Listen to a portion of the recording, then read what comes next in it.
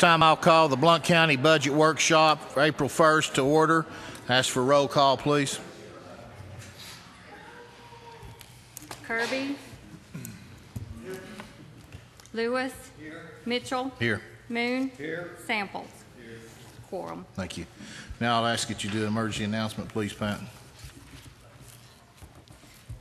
In the event of an emergency evacuation, an alarm will sound.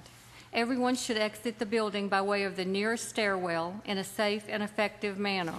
If the nearest stairwell is blocked by smoke, use the other stairwell. Do not use the elevator. Once you've reached the main floor, follow the exit signs to exit the building and quickly proceed away from the building. Please be mindful of others evacuating and of emergency vehicles. Okay, thank you. Now I'll ask if there's input on items on the agenda. Any input on items on the agenda? Okay, seeing none, we'll start the presentations. Item D1, which is drug court. Randy? Behind tab U, it'll be Fund 128. That's where we account and budget for the drug court. The initial part of this material talks about the benefits of the drug court, and then there's some statistical data behind there. Amy, would you and Judge Harrington like to come up on this, please?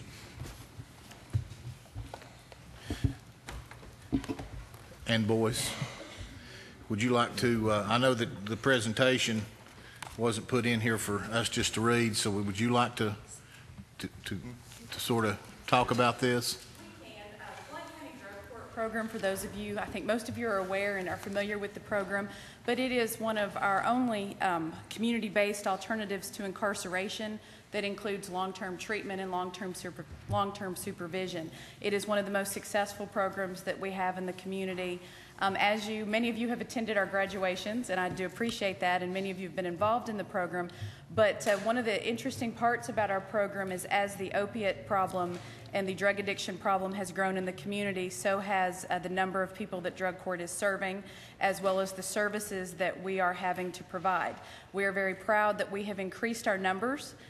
We have a capacity for 30. We average 49 participants over a year, and we have done that with the same resources by trying to use the same personnel and by basically just offering more time.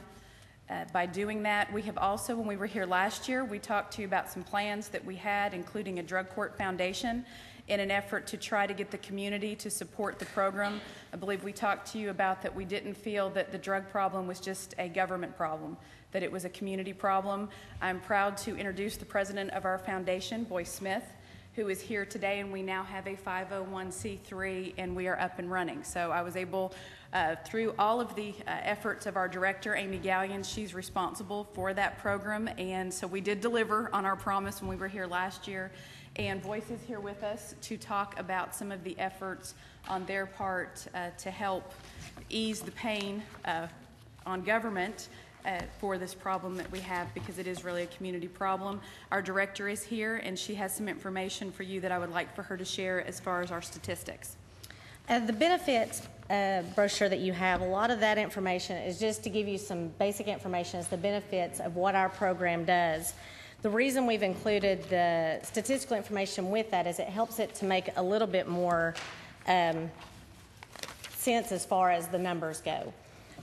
On the sheet number 3, what that sheet is of the 40 participants that we added to our program last year, we are able to add in, this is a template that comes from the state. It's something the state gives us as a tool to be able to plug in our numbers. Each drug court has access to this, to be able to show the cost benefits in their own drug court. It will only allow me to plug in one charge per person that comes into our program. So on sheet number 3, for all 40 participants that came into our program, it shows one of the charges that they had. It's important to note that most of our participants do enter our program with multiple charges. But for an example, on the first line where it says a Class C felon, we admitted 10 people in our program that had at least one Class C felony charge. And $78,670 is what that would have cost had they remained in custody on the county to house them and to have them incarcerated. So you have the total savings there of what those 40 participants being in the drug court is. That's what it would have cost had they been incarcerated. So that's kind of how the breakdown of that sheet is. Just wanted to kind of give the background on that. And also, too, that's the incarceration cost, but also in there you will see there is then those individuals are paying on their court costs, their fines, they're employed, and they're paying taxes. Correct. And of those 40 people, I'm kind of flipping around a little bit on you, on sheet 6, it shows that 3 of those people that came into our program actually had a child born. 3 of the females had a child born during our year, and because they were able to be in the program and remain drug-free, those 3 babies were born drug-free. And when you look at that number, it's somewhat staggering, but if you talk to people in the medical community and you understand the cost that it has on an infant that's born addicted to drugs and the cost of that, that's why that number is so large. That's why that shows us such a large benefit. Because it's averaged to 18, right? Do what? I think the $250,000 is the average cost that it will cost the community for one child up to 18 years of age because of educational and medical deficiencies. It also shows the number of child support payments, fines and court costs, and those numbers continue to go up. There's new legislation out there that individuals who are not paying on their fines and court costs can have their driver's license revoked and taken away. That has also benefited in our program. We now have someone from the clerk's office that sits in on drug court every Monday morning and is constantly monitoring the people that are in our program to say, do you have a payment plan? Are you making payments?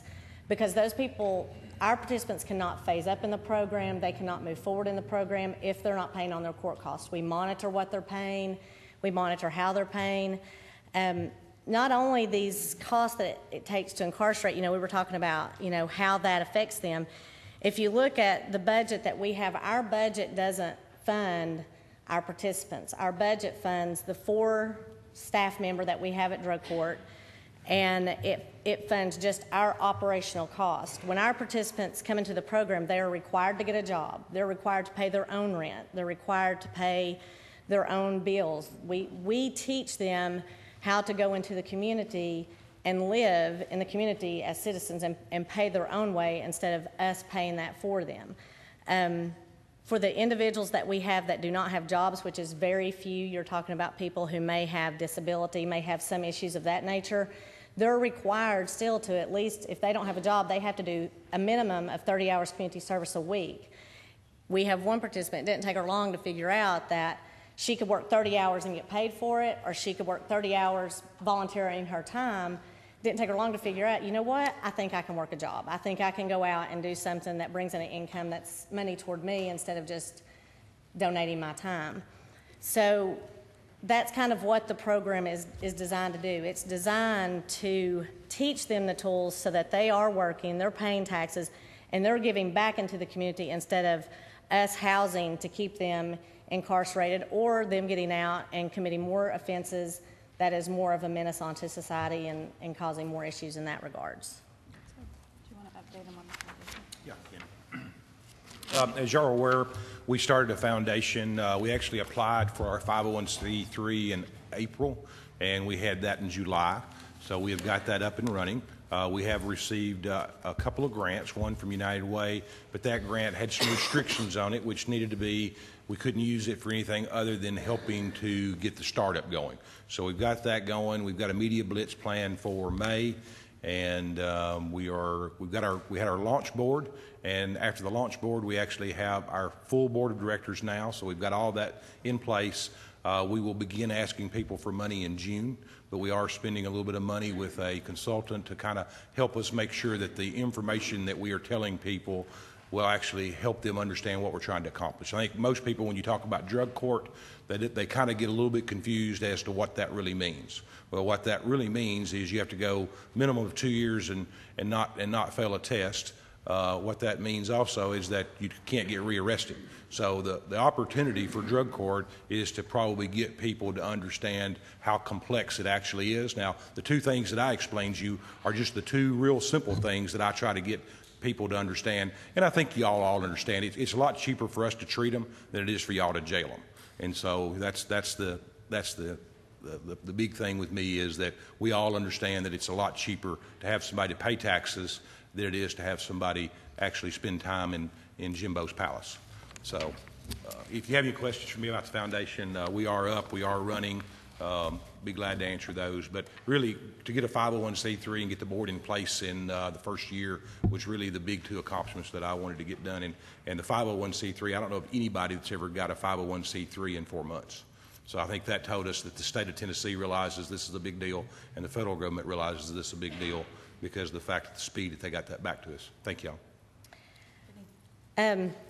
Of course, the part that I'm nervous standing up here before you about this evening is when we look at our budget, and I've worked with Dana for a while now. I think I've caused her a few gray hairs in going over this, but in preparing for our budget and reviewing our fund balance and seeing where we're at, in order to meet our budget for the next fiscal year, we're going to fall short at $27,313. That's the number that we're coming to the board asking for today. But in asking for that, I also want to explain that we are also actively trying to find other revenues to gain that money. We have in our state grant that we receive, it's a $50,000 grant. It's been $50,000, I think, pretty much since the beginning of drug court. This year, we have presented our budget to the state, and we have asked for an additional $20,000 on our state grant this year. The catch-22 there is I present that budget at the same time I present this budget, so I can't come to you today and tell you that I got that extra $20,000. It is an amount that we've asked for. It's going to be in Governor Haslam's budget, and I won't know if we've gotten what we've asked for until that budget is passed.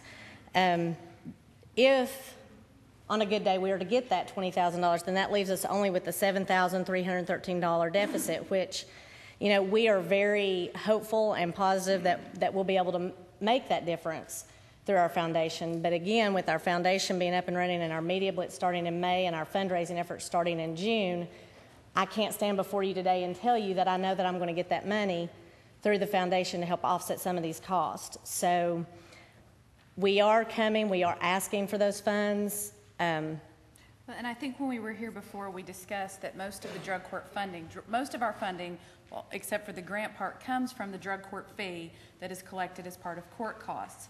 That is obviously put into the state budget, and I believe we talked about last year that the big four, Chattanooga, Knoxville, Memphis, and Nashville, get the bulk of that money. They have a much larger piece of the pie than the smaller communities. Some of their numbers may not be as high as ours, some of them are higher. It just depends on which one of those programs you look at. The drug court programs under Governor Haslam placed under the Department of Mental Health. We have now switched as far as our placement, and there's been some changes within that department, very positive changes for us. It is my understanding, though, that they are going to give those programs, they're going to look at those programs for another year to check on getting their participant ranges up, et cetera, and then at the end of that year, if their numbers are still not comparable to some of the outlying districts, then they would look at actually decreasing those large amounts that they get and dispersing it with some of the smaller counties. Once again, we thought that that was going to hopefully happen this year, but also understanding that we should give the Department of Mental Health a year. They really wanted that. They wanted to look at it, and it's important. Nashville's program, we are actually able to send some of our local drug court individuals who are meth addicted. The Nashville program will take them and at no cost, and so that has worked out well. The partnership, there is a similar program starting July 1st in Morgan County for those not addicted to methamphetamine, and we're going to be able to send some of our participants to that program as well. But once again, it looks like this is a priority, but we're a year or two out from being able to actually see any changes in the state budget. So that's where we are. We also have plans. We're trying to expand. We always have plans. We're looking. We have the sessions judges who have approached us. They are wanting us to start a track through the sessions court. They're seeing the success that we're having with our circuit court, drug court, with our felony offenders. They see that it could be a beneficial program for the sessions courts, for those participants who maybe are coming back into the court through probation violations who are not successfully completing county probation. They think if we could get a drug court up and running in the sessions mainstream, that might be an effective way to help deal with the problem. Because the problem is that drug addiction is a leading problem in our county, and it's affecting all areas of the court. And you'll also find that if you lock them up for a period of time and they're drug addicted, that when you release them, they're still drug addicted. And so without intervention, we're finding the recidivism rates just don't change. And so we're looking at attracting for sessions court as well as. Because lots of times they come out drug addicted with more skills because they've learned better techniques from other people. We also have been looking at possibly a track for pregnant women, just a track that just deals with our pregnant population, because that is also a number that is growing, which, you know, the Department of Children's Services, we partner with them some, we talk with them. The number of infants that they're taking into custody due to drug addiction is astounding. I mean, back in the day, it was, you know, you had your physical abuse and, you know, your more neglect cases, and now you're looking at drug-addicted babies being one of the number one reasons why children are going into state's custody. You have a lot of incarcerated women who, because they keep failing drug tests and they're on probation, that's the only avenue. And so it's really a problem that you can see is all-encompassing. So do you have any Questions? Any questions? I've got one comment. Your data on sheet 3, it works out to about $21.55 per day of incarceration. The state reimburses $37. I think the sheriff, Jeff French, is about $44.50 a day cost. So the template that the state sends us is based on a state average of cost per incarceration. So that's why I mean, I think is it 47? Is that, I think, on a daily average in Blount County? This template is used statewide, so they use a state average on the cost. We looking at the changes. The only reason that we didn't, because this is based on just one charge for 40 people, this number is actually going to be kind of it's going to be on the low number because we have multiple charges with our people. So some of them have 10, 15 charges. It's more of a list one. Right. And so but we wanted to have something to be able to give at least an idea of what the savings would be. Just like you'll notice you've got one sheet in there, sheet number 7, where there's no numbers. That is another form that if we filled in the data there would show a benefit to the program. But I haven't listed our judges' salaries and our DA and our public defender and our, the law enforcement and probation officers. They all add to our team. They're all part of our program, but they're all people who give of their time and their services to our program that never receive any financial compensation through the drug court. So it's all what we look at from drug court as a benefit because they're willing to invest in our program and invest their time, but there's no financial compensation to those individuals. There are only 4 people that are employed through drug court that actually receive salaries, and if you really look at those salaries and the breakdown of those salaries, they're not large or over exaggerated salaries by any means. Well, and to say, and she wouldn't say it, but it's for people who are on call 24 hours a day. Who, when I go to court on Monday mornings, I have participants talking about that they answered their phone at 2 o'clock in the morning after they'd put in a 10-hour day. So what's the cost or the benefit? It's a 24-hour-a-day job. I think a lot of the costs are underestimated, very grossly underestimated. It's probably this template that the state uses to reimburse the jails at a very low rate. Right. Exactly. On your revenue sheet, the fund balance that we've always had, it's got 65,000 in it, 12, 13, 41,000. Is that Arrow grant that you had? Where's no, that the fund balance. The fund balance is, and you might be able to speak to the fund balance a little bit better than what I can. The fund balance was in place. It actually the money that was in the fund balance was built up during the time when drug court pretty much wasn't operating at a full capacity. It was, I think they had one staff at the time. They still were receiving the state grant because we were operating a drug court, but it was a very, very bare bones drug court. And during that time, the funding that came in, there was a lot of funding rolling into the fund balance. In the past 2 to 3 years, because the drug court has continued to grow and continued to expand, in order to meet our budget, we've had to continually pull from that fund balance to meet our budget, which is why we started looking at areas such as the foundation and grants and asking the state for more money, because we realized the money that drug court was allotted to operate was simply not going to be able to compensate for the growth of the program. And so the fund balance we have had to consistently pull from that over the past several years, and this is the first year that we have actually come up short for what's in our fund balance to be able to make our operational budget. But a lot of that fund balance was when we added a therapist. And and that really changed the entire dynamic and the success of the program. So it was risky, I guess, at the time to add when you knew that you were somewhat on borrowed time with your fund balance, but you could tell by the success of the program that really did change. Having our own full-time therapist has made all the difference. Amy, you did, your JAG grant, 76,000 was added to your fund balance, so that Through that, helped your okay, so fund it was balance. added to that and grant. that was 2 years. One was 36,000 and one was 40,000. Are you still getting that grant? That was a one-time only 2-year grant, and I think 2010 And 11. 11 was the last year that we got funding from that. It was a grant that was given to us to generate jobs. That was the purpose of that grant. It was to generate jobs. I came into the drug court on the second year of that grant. I was not here for the first year of the grant.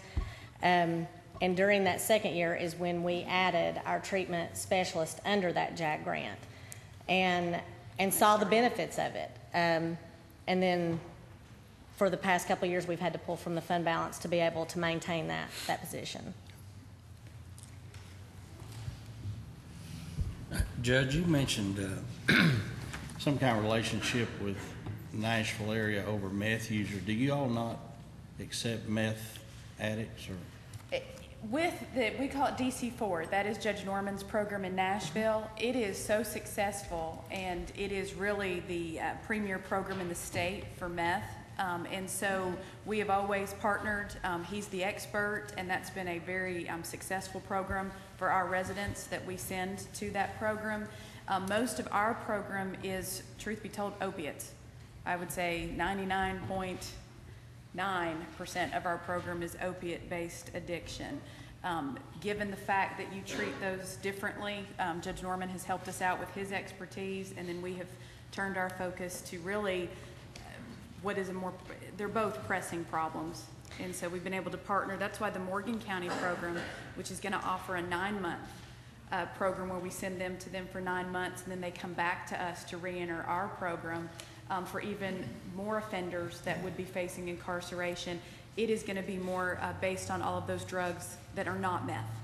And so that's the new, and I believe that the governor took actually some money from the Department of Corrections budget to try to fund that program as another effort to try to reduce the population.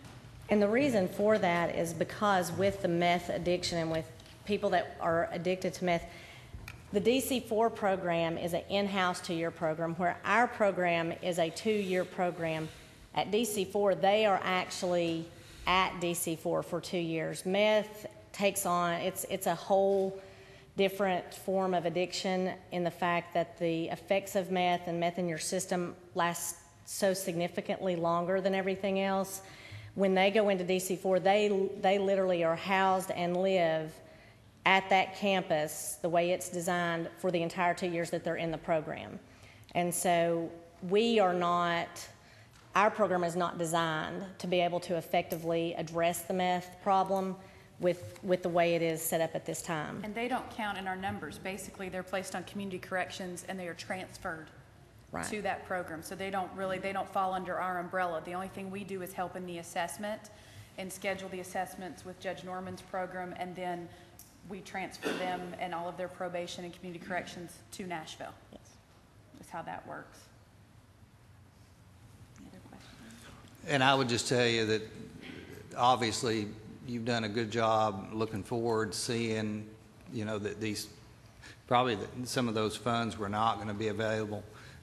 Great way to do it with the foundation. Really good job with that. I'm interested to see how it turns out. I'm sure you've already got some goals set. Go into those later, but great job with all that. Thank you. Thank you. Thank you all very much. Thank you. Appreciate it.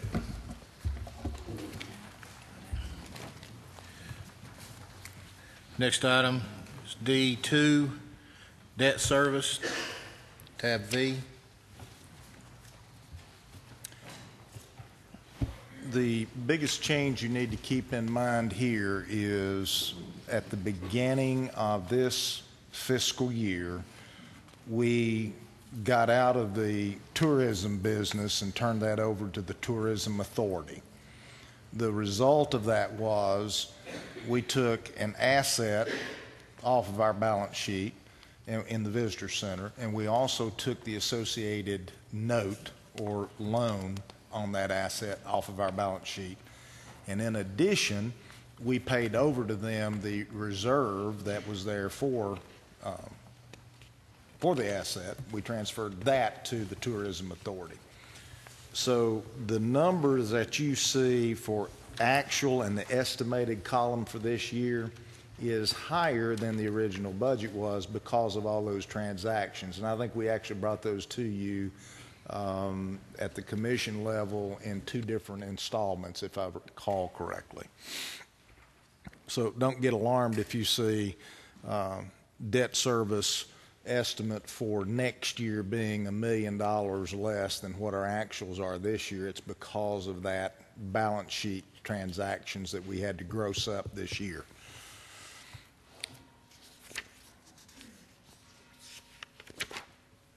If you'll flip to the second page behind that tab, you're going to see that the debt service for the year we're estimating, including all transactional costs, interest, and it's broken down as to principal payments at the top of that page under account 82-110. It is the principal payments on our bonds, our notes, which we paid off, so we won't have anything on the tourism note. Then you'll see the principal on the capital lease, and then you'll see also the principal on the loans, and those would be the loans that we have for our variable rate debt. You'll see the same configuration on interest on the bonds, interest on the capital lease, and interest on the loans. And all this tracks right out of our audit. And then the last item under operations, account 82-310, would be the financial advisory services. That's what we pay PFM for their services, our financial advisor, our trustee commissions that we pay like everybody else does. And then you'll have other debt service charges and other debt service. Those are the 2 accounts where all the activities of the remarketing fees and all the variable rate debt, that's where that expense is. If you'll recall on Schedule K2 in the audit, it has all of our debt picture in there. And on the loan, on the variable rate pieces, those are principal on loans and principal on and interest on loans. That is what we remarket on a weekly basis. And you'll have a column in there for principal, a column for interest, and then you'll have a column for other financing costs.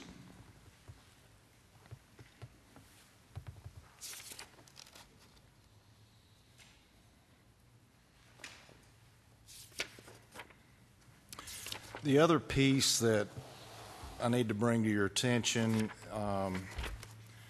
we got a letter last week from the state regarding sequestration and its effect on Blount County and our associated debt.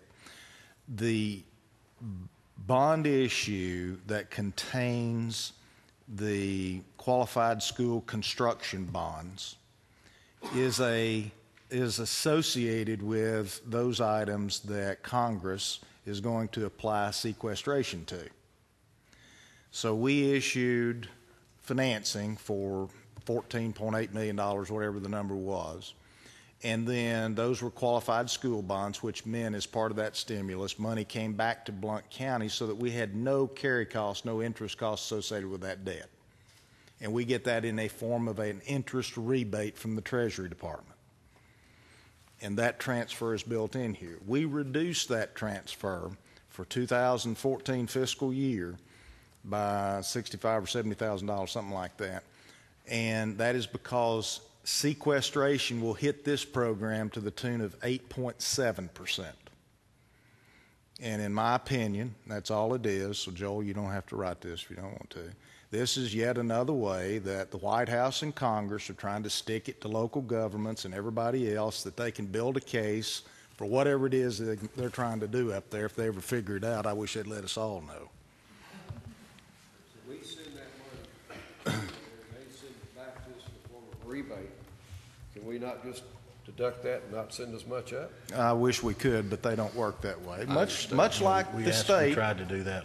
they have their way of doing things that doesn't apply to us as well, one of which we just heard about. So they're going to take our payment, take 8.5% off of it, and then send it back to us. Take 8.5% Yes. off that interest and then send it back to us. That's correct. The way it works, we're making a payment. They stick the principal portion in a sinking fund, and that sinking fund is invested. It earns interest, and then we get that back in the form of a credit to reduce our carrying cost, and then naturally the rebate is even less than that as well. So bottom line is we're planning on taking an 8.7% hit. Unless somebody can convince me they've got their act together, which I don't think any of us have seen in the last few years, I don't think we can count on anything more optimistic than that. $65,000, $70,000, something like Out that. of what, 720,000? 720,000 and change, and that's net of all the credits. And then I think they've estimated the impact. We would get what, 657 is what we would expect to get. 657. But that's all a function of interest rates and everything else too. So. And if you looked at the average life of our debt, I've looked at outstanding it debt. in the aggregate. We do not pay off debt fast enough for the rating agencies. That was one of the comments that they brought to our attention. You would ideally, with a debt schedule like ours, you ideally would like to have the average life of the bonds less than 10 years. It's 30, isn't it roughly 35? No, we're talking two What are we different things. advertising? If you looked at, Right. we don't pay it down fast enough is the way to look at it. We've got too many balloons. yeah. Well, that's why I wondered what the average We have life too many was. balloons. And that's one of the, if you were to look at an evaluation of our debt, we stack up favorably on some things in our financials. That's one of the things we do not stack up favorably with, and that's why we still have a very good credit rating. It's not as high as it could be, and if we can address that issue, we'd have an opportunity for a higher credit rating. Would you estimate it's over 15 years? More than 15 years? I think it's lower than 15, but it ought to be lower than 10 is what it ought to be. Okay.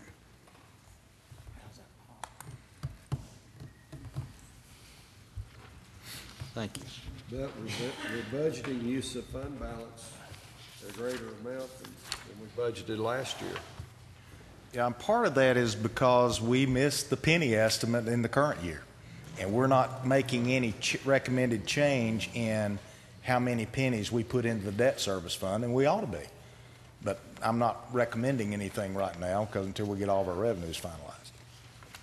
But you could recommend it. I could very easily recommend. We ought not be using any fund balance to pay our debt service, period.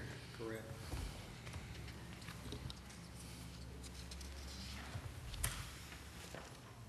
What are we assigning fund balance or the debt service, 43 cents? Yes. What do you, in the perfect world, what would you like to see there?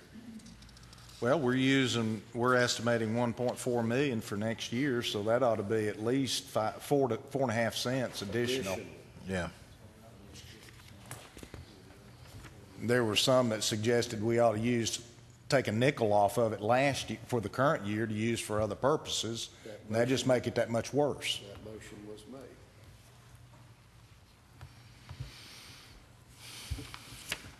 Any more questions for Randy on debt service? Randy, what's currently, do you have any idea of what it'd take to terminate swaps cost-wise? The number that we provided Fitch during the conference call was about $21 million. And that basically is just to get out of our variable rate hedged debt. Swaps are hedges, Right. in essence. And the underlying bonds secure those, and you have to pay those off before you could refund them. That's correct.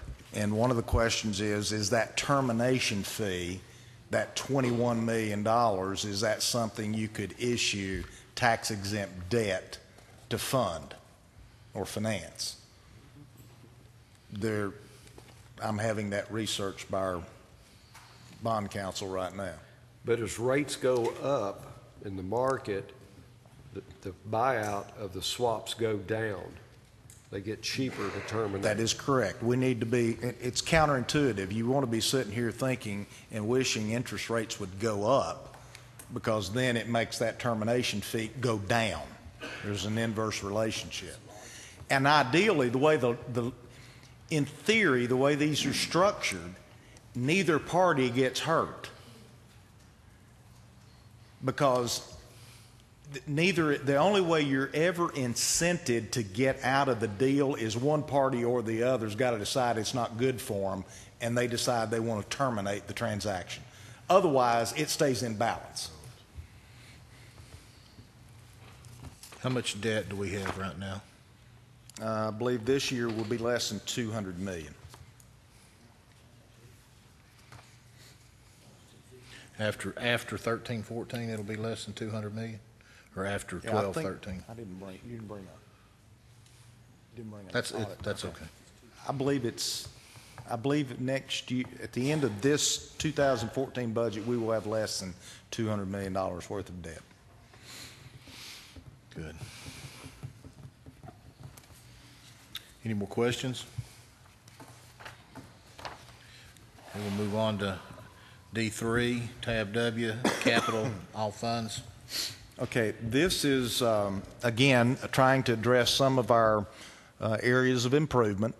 We do not have a capital plan. This is our first effort to kind of get on one page a capital plan for you, just for what we're willing to propose this year. It really doesn't give us anything year 2, 3, or 4. So if you look at the top of the page, those represent the capital items that we're proposing and have been requested for just the general county fund, and those would total $1,059,505 just out of the general fund. All but 70,000 of those we have funding for. So the roof at the health department and the $25,000 for the replacement of the voicemail system would be the only two things we don't have funded in this proposal. Everything else is funded within the general fund budget that's been presented to you.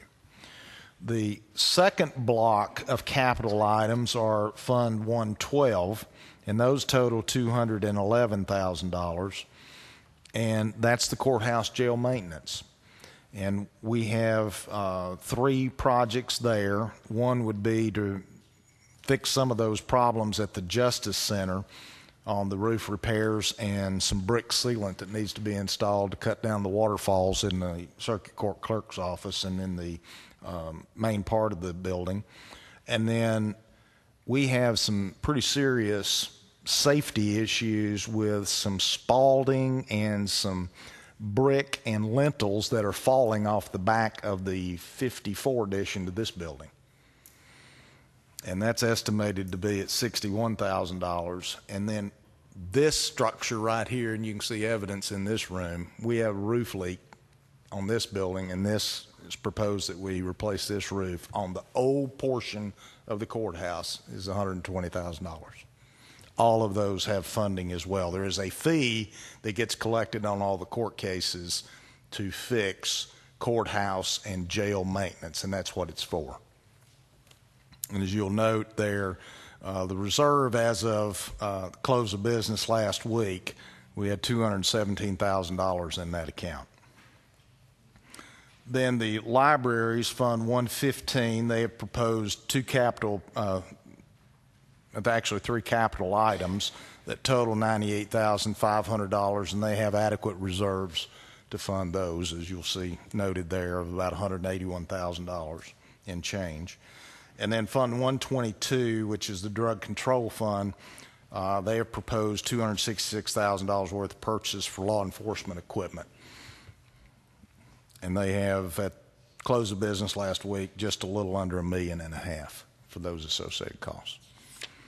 So we've got a total of, in this budget request, of almost $1,636,000, and all but $75,000 has a funding source.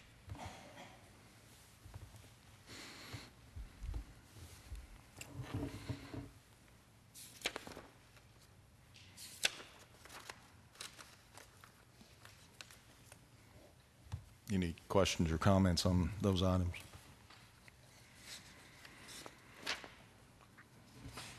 Those estimates on the Justice Center, those were engineered estimates. Those are Yes, they're kind of windshield and walkthrough. We had licensed construction company come over just to give us estimates. We'd obviously have to bid those projects, but that should be an order of magnitude. That was what I asked for, an order of magnitude estimate.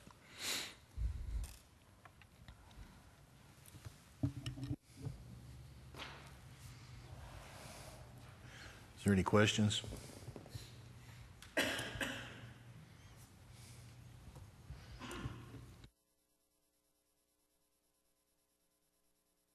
Items for the budget at some point? Yes, at some point, but this is just a presentation to you right now, and we put the detailed accounts that they show up in the individual budgets. We just assimilated it all for just a capital budget purpose.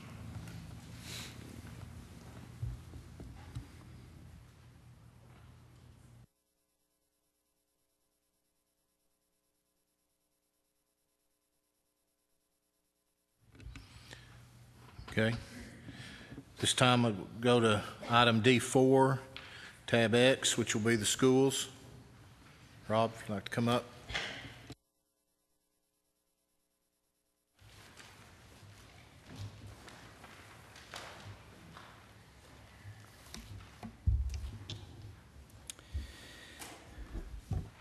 Good evening, Budget Committee. Thank you, Mr. Chairman, for allowing us to be here this evening and present the school budget. Just a couple of remarks here. On February 13, 2013, we submitted our initial budget request of $86,868,000, which reflect a strong belief that this is what we need to provide the resources necessary to offer a high-quality education to all of our students in Blount County. On March 25, 2013, our Board of Education reviewed potential cuts based on the minimum revenue, projected revenue of $79,900,000, assuming that maintenance of effort is met. The Board of Education at that time reaffirmed our initial budget request of $86,868,000, and that's the budget we'll be presenting tonight. In summary, we are requesting approval of a budget of $86,868,000 with an adjusted revenue projection of $79,900,000. This leaves a budget deficit of $6,968,000. So we are requesting that from our funding body so that we may continue to provide high-quality education to our students. Now, specifically about our budget, it's important that you know that our budget request keeps our current level of services in place. It has no new positions that are in this budget. It does include a salary step increase for both certified and classified employees. It includes textbooks as being new in there. And if I may just explain that is a critical purchase this year.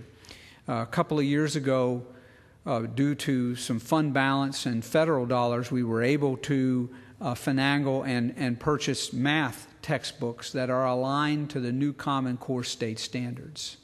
And so we feel pretty good about our position with our math textbooks and resources. Where we really lack at this point in time is in our reading and language arts textbooks. Now, this year's adoption is specifically to our reading literature, especially in the K-6 grade levels. And it is particularly important that we begin to address those needs now as we move to those Common Core state standards. They're very rigorous.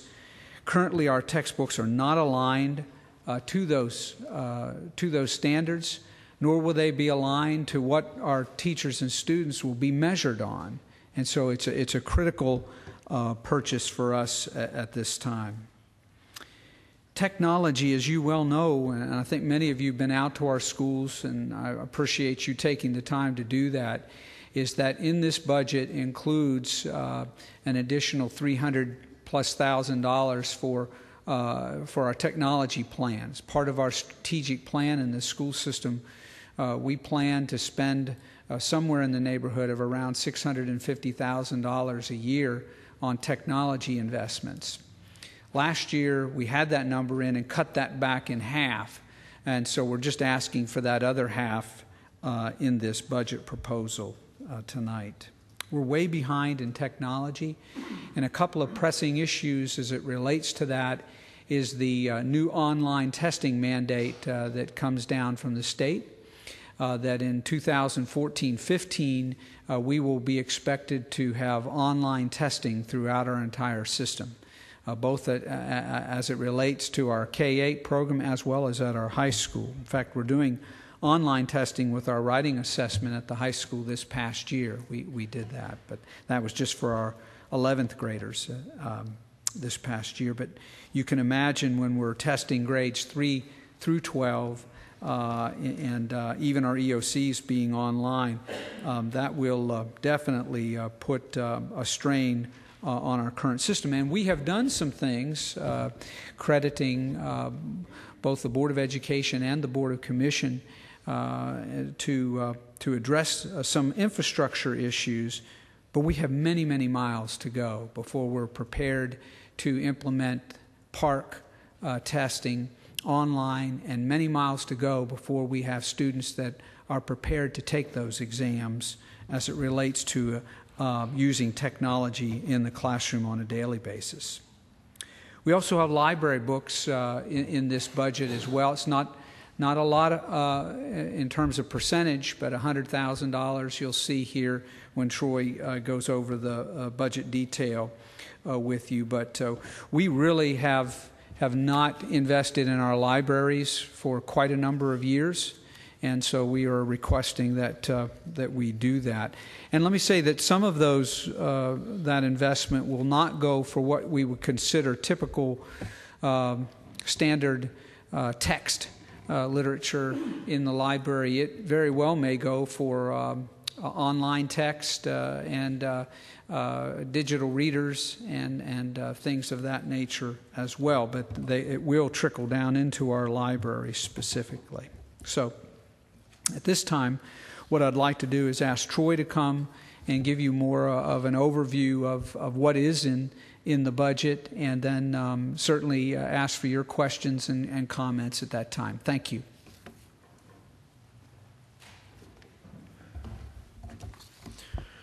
Good evening. Thank you.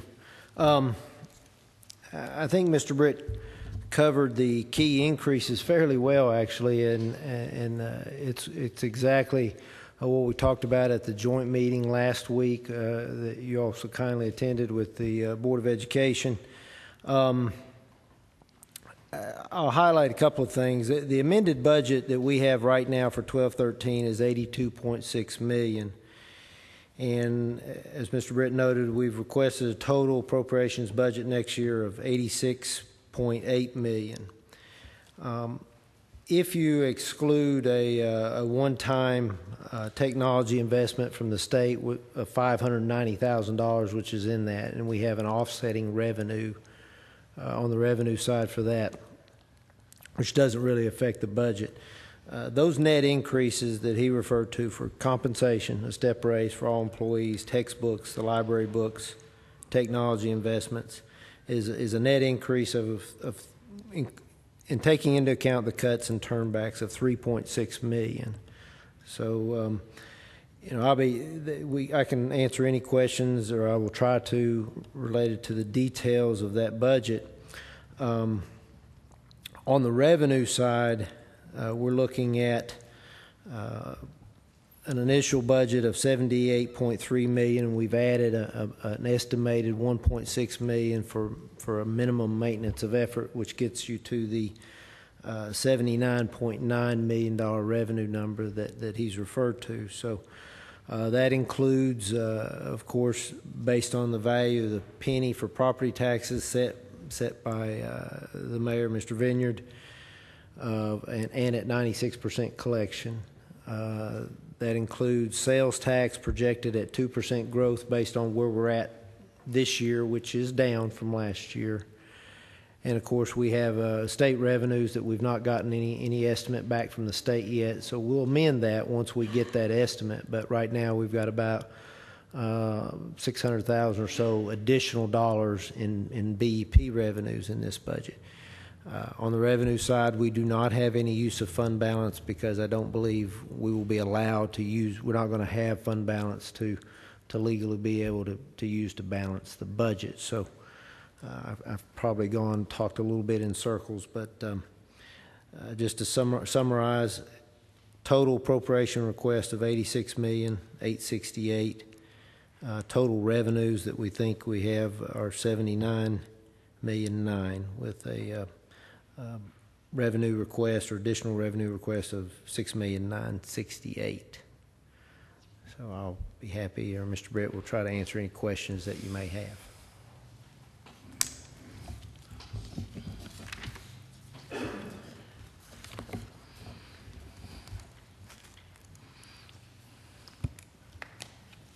Can I ask just a couple clarifying questions? The information that you've included here and that you mentioned the other night, when you, on your handout material, you talk about positions and you say layoff number, is that authorized positions that are funded right now, and then the other column would be the filled positions? The first column are positions, and there are 48 total. Okay.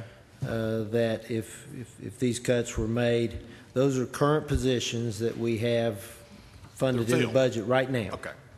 And those would be eliminated. The number of estimated layoffs being a number of 30 would be out of the 48, may have to be cut through layoff, with the difference being through attrition. Okay, so attrition, not vacant positions. Well, there could be a position today where someone has quit or resigned or even retired early before the end of school year, and we have frozen that position and not filled it right now. So it will be a vacant position today, but if we eliminate that position out of the budget next year, I call that I call that an elimination through attrition. In my former life, we talked about we're funding this many positions. Mm-hmm. And of the 100 positions we're funding, 60 of them are filled. So there were 40 unfilled positions that were budgeted. And I'm just seeing if that's the same type of vernacular. Are we talking 48 positions, of which 30 are filled? Right now, estimated they will still be filled at the end of this year, but may not be filled next year.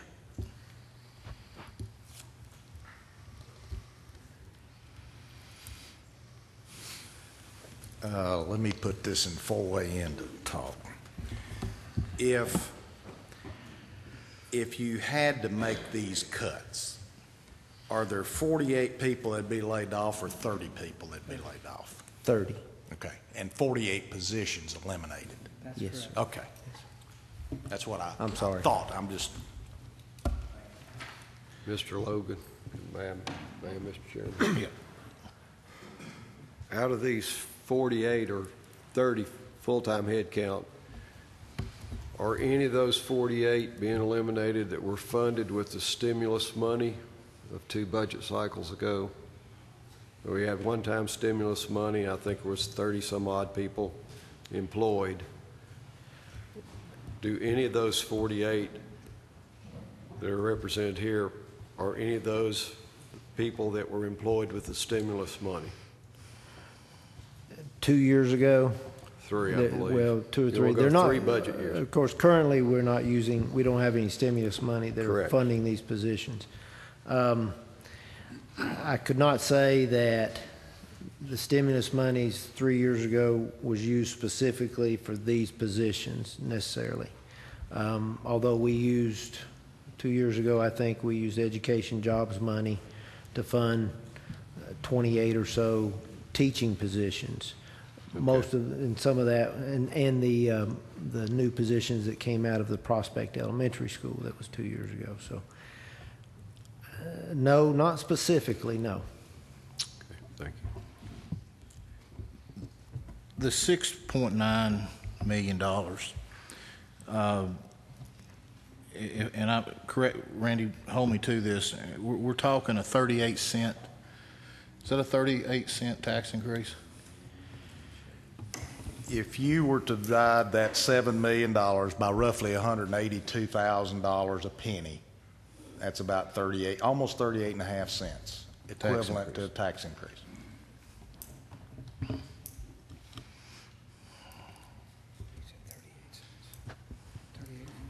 Mr. Chairman, I have another question. Go ahead. Mr. Logan, does Blount County have to operate buses, school buses, for Blount County schools? Is that, by law, are we required to furnish bus service? No, sir. To my knowledge, there's no law or rules or regs that requires any LEA school system to provide bus transportation. Is that correct? Yes. Yes, sir, that's correct. It's not statutorily required that we provide transportation, although any student that's under 18, of course, is under compulsory attendance law. And that presents quite a challenge for us, especially in a county that's as geographically challenged as what we are. And you know, we have many parents that rely on our bus service to get their children to school. And I can say with all confidence that it is going to be very difficult for us to meet our mission if we don't transport our students to school. Sure, I understand, but if budgetarily it became necessary for you to eliminate so many days a month, Yes, it wouldn't be in violation of the law. that is correct.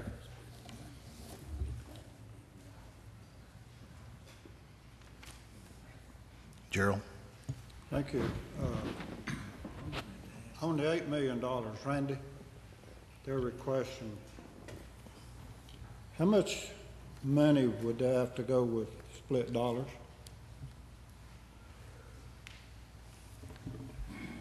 Uh, 30.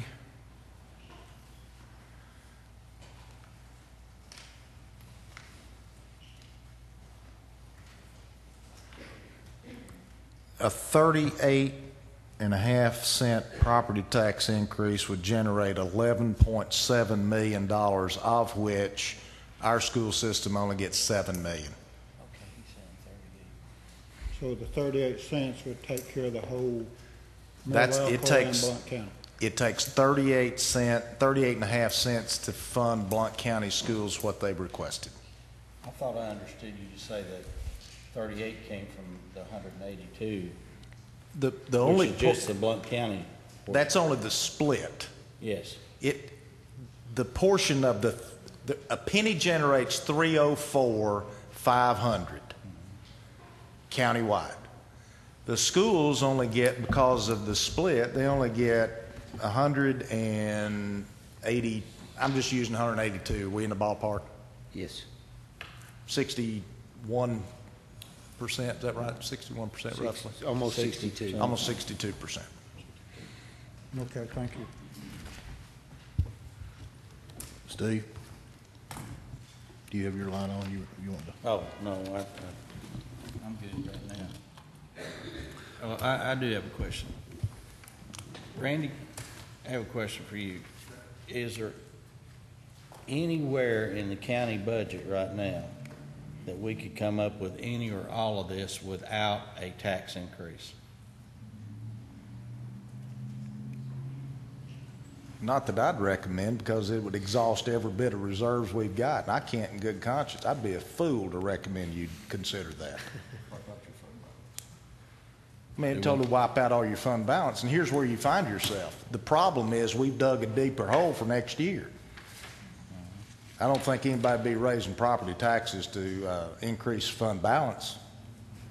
So what you're telling, what you all are requesting then is a 38-cent property tax increase. We are requesting $6.9 million to fill our budget gap. Yes, sir. We're asking for your help, our funding body, to help us educate the children of Blount County. Yes, sir.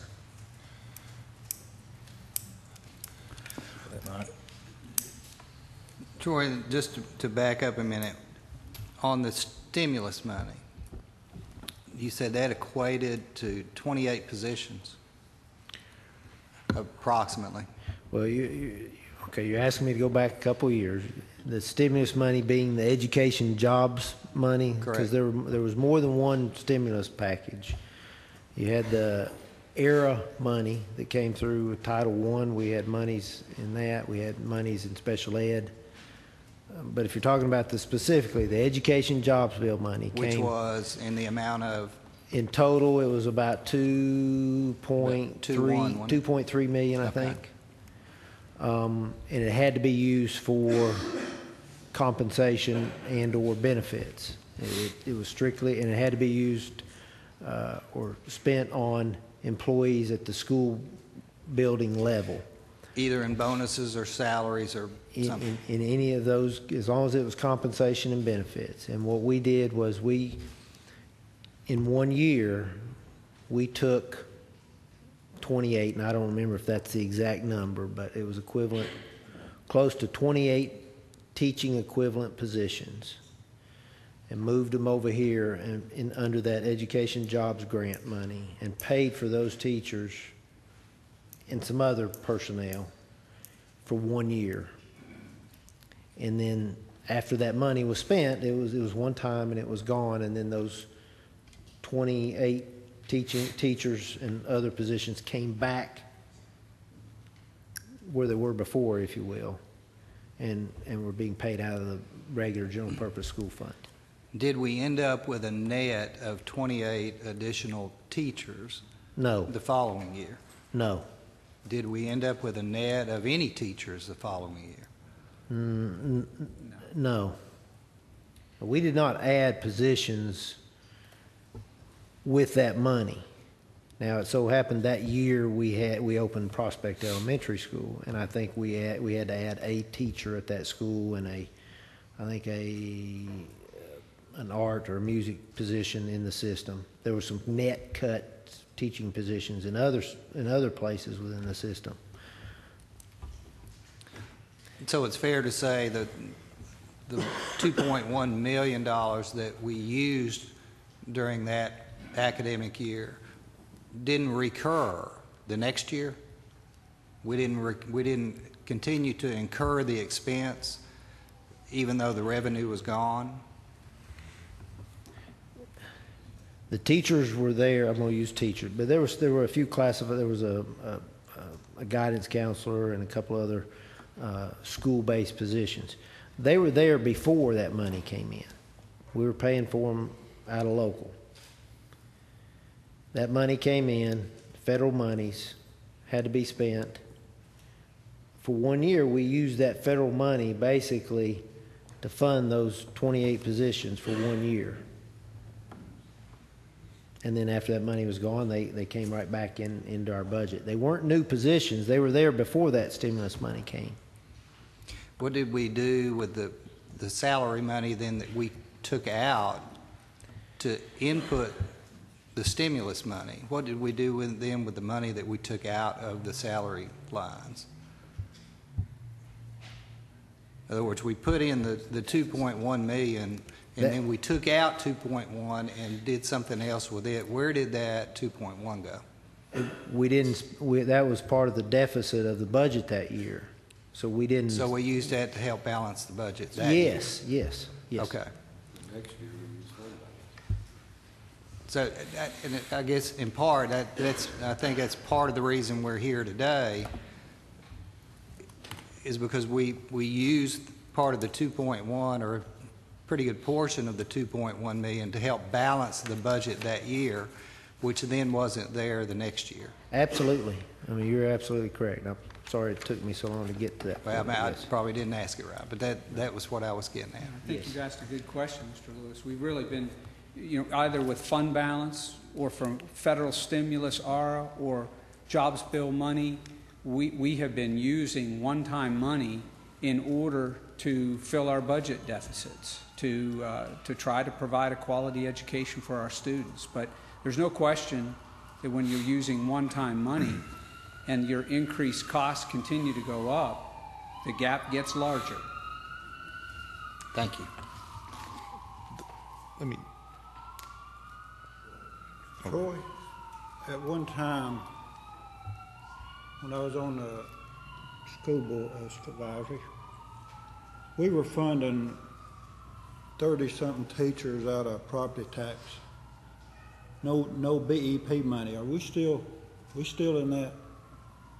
Or is all teachers funded out of BEP money? No, sir. We're funded about, what was the number? We've got about 78, 80 teachers above what we're funded through the BEP formula. Well,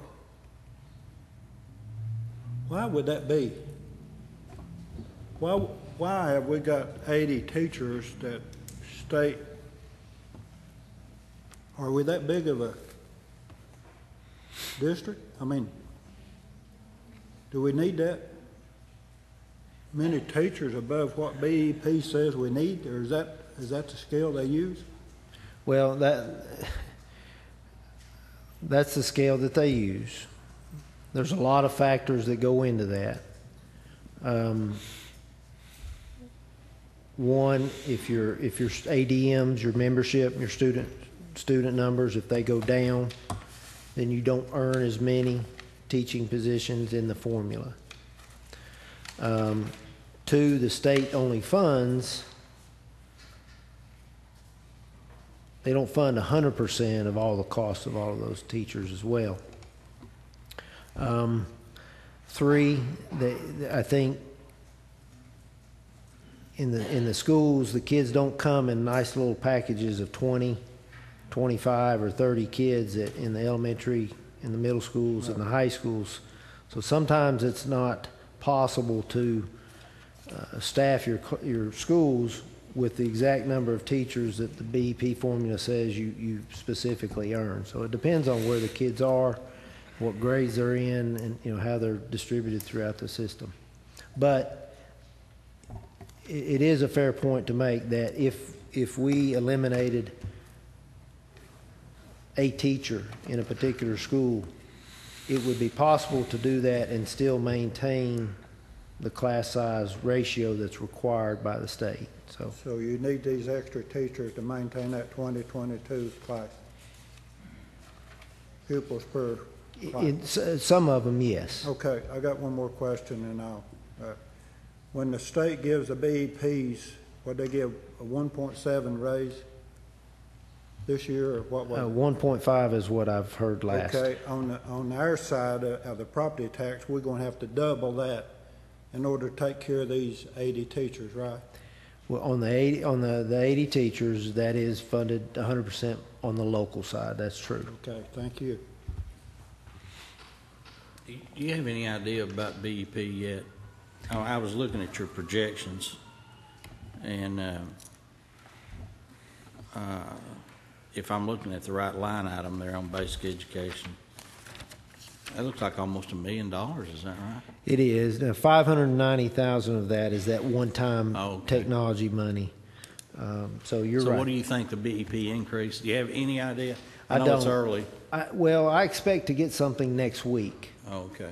I think they've got to be crunching numbers. I think they're waiting on attendance reports to get filed in the state attendance system so that they can update their ADM numbers. So they're counting that technology. That's counted as part of the BEP. I have right now, yes. You have, but I'm not sure how they're going to. I don't even know if they're going to give that to us in BEP dollars or if they're going to give that to us separately. Okay. Once I know that, I'll either take it out of BEP and put it somewhere else, or leave it where it's at. But as soon as we get that estimate from the state, number one, I'll let Mr. Britt and the board know. But I'll let Randy. Can you email us those numbers when you get them? Oh, certainly I can. Yes. Can I comment just on the BEP? It's quite an antiquated formula for funding our school systems across the state, and it's currently being reviewed, by the way. But I did want to, felt compelled to offer a couple of things. As one, certainly Troy can make available to you the actual BEP formula and what the state actually provides in the breakdown, everything from school nurses through administrators and so on. So it's really quite an interesting piece of material to look at. I'll give you one example that I find interesting in that Blount County actually earns 12 supervisors, of which we only have 8, of which we only pay for 6 locally. But we earn 12 supervisors through the BEP formula, and that's before special ed. If you add special ed, it's 2 more. So what we've chosen to do with that money is try to spend it more on classroom teachers. So there's really 2 sides of that coin, but there's some craziness in there. Like, for instance, a school nurse that can take care of 750 children. Well, we know that that's not realistic, and so on. What BEP, in terms of how they calculate that, is really on an antiquated system.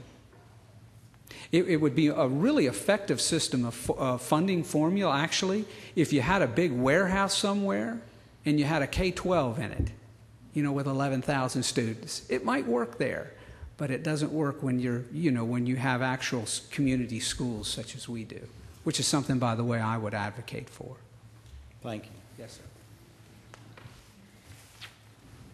sir. One other question on BEP requirement.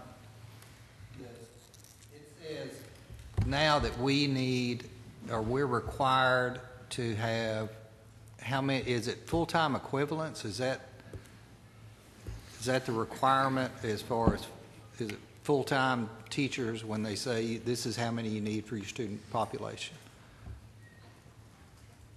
You're specifically talking about classroom teachers? However, I mean, is it different categories when they give you those requirements?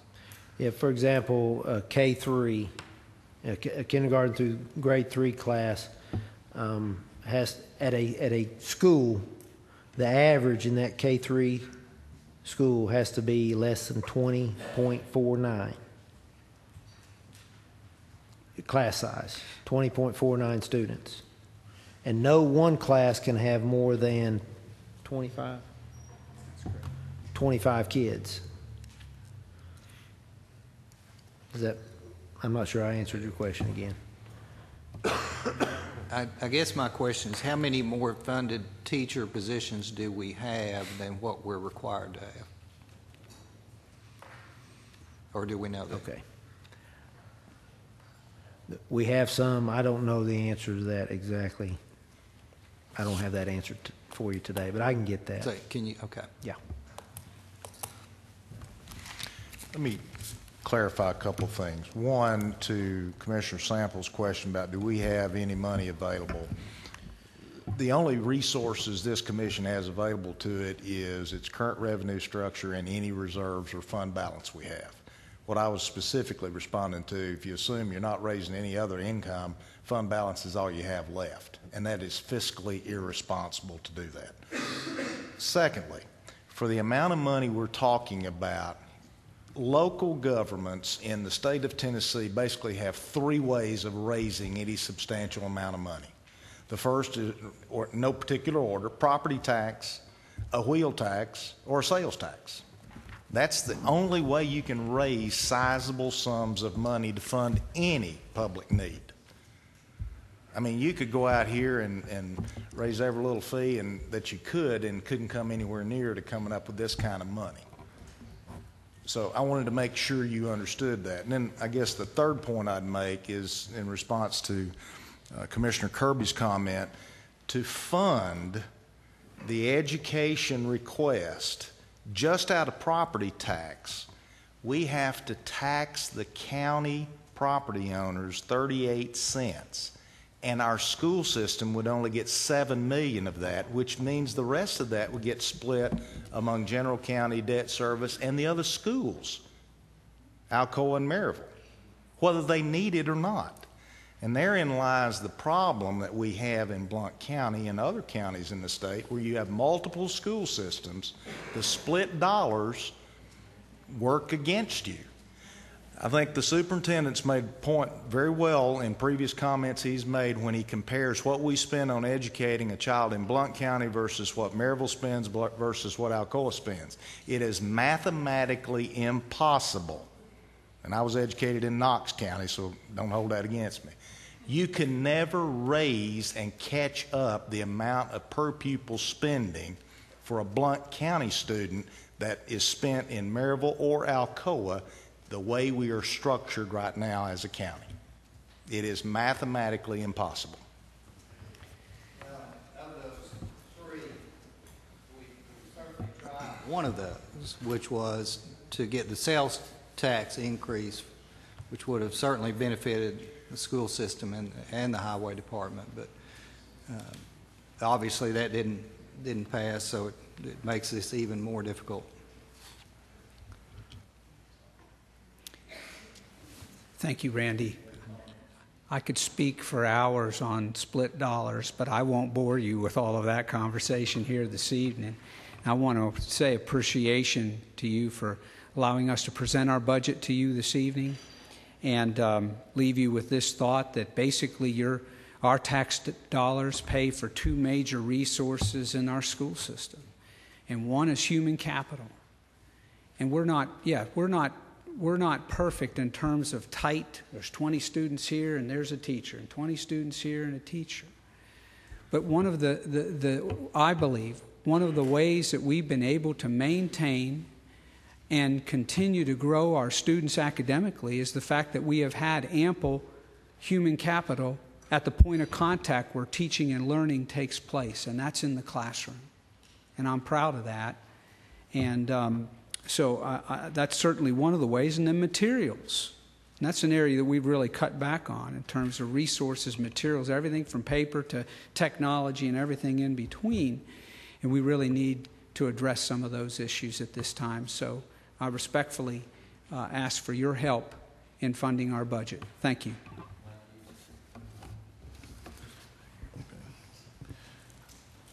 Got some updates from the March 25th meeting, Randy. If you will flip back to the beginning, the opening of your notebook there,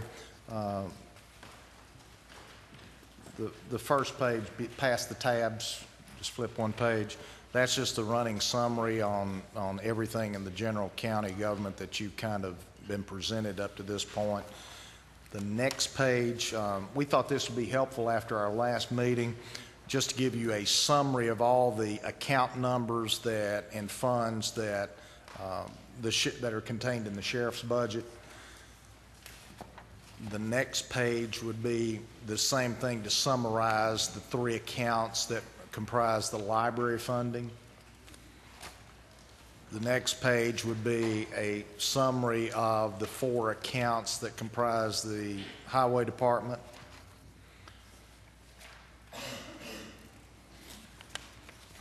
And then if you'll flip behind the yellow divider sheet, these were the questions that were raised or the comments that were raised at our last workshop last Monday.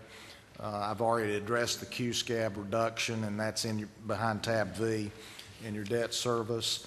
The question arose about how the public defender's budget was constructed, and you'll find a 2-page, 3-page letter from the public defender and accompanied with a copy of the check which was requested, and then who signed off on that check on the payment authorization form. That's also in there as well.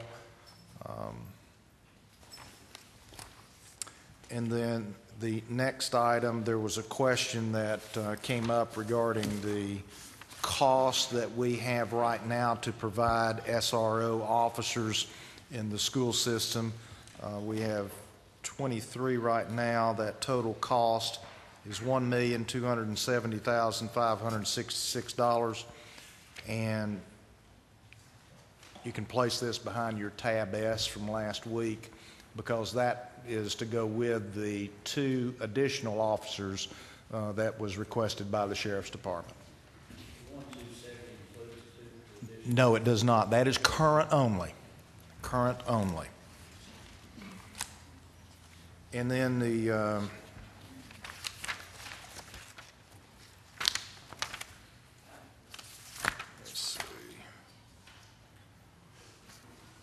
we gave you a sheet in there on the summarizing the sheriff's revenues, all those fees that are collected, and there are 3 primary fees, but they have several other smaller number of fees, don't generate a lot of money, but basically they're commissary costs, the state contract on jail inmates, and the federal contract on jail inmates comprise the bulk of that $4 million that the sheriff's office generates.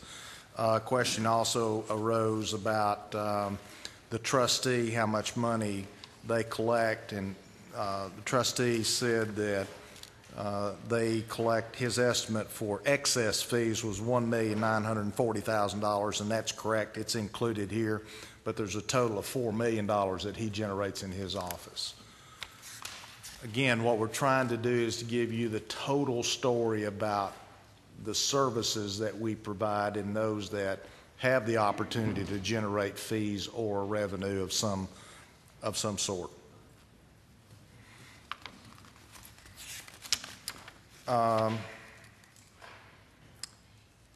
There's also a clarification on the circuit court clerk's budget. We revisited that. The question came up on the total of 52 employees. We've allocated that for you. There are 41 full-time and 11 part-time that make up that 52, and we have revised the estimate for benefit expenses related to that. And then in my account, I have 1 employee that has gone to part-time because of a family matter, so we've made that adjustment in what's been requested of you as well.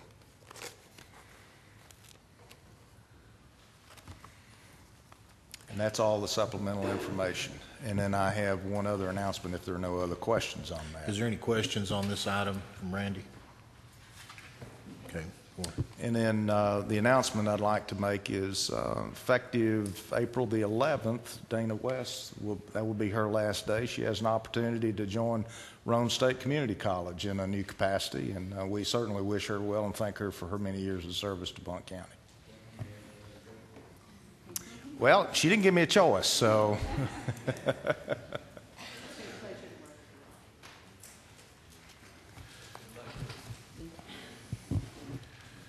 Okay, I'll now take any input on items not on the agenda.